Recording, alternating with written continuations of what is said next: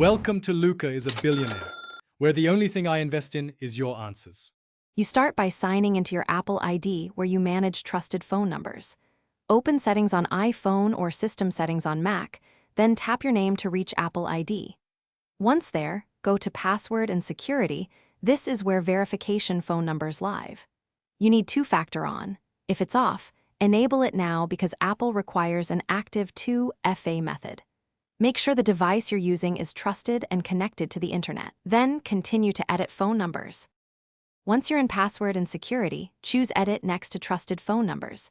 You can add a new number or delete an old one. Add it first so recovery remains intact. Enter the country code and number, then pick whether you want verification via text message or phone call. Text is faster for most people. Apple sends a one-time code. Enter it promptly. If you plan to remove the old number, confirm the new number works before deleting the previous entry. Finally, confirm the verification code and save your changes. You should see the new number listed as trusted. Once done, sign out and back into services that relied on the old number if anything prompts reauthentication.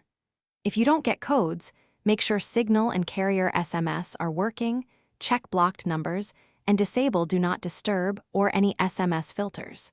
If you lose access to all trusted devices and numbers, start Apple's account recovery. It can take several days, so be prepared.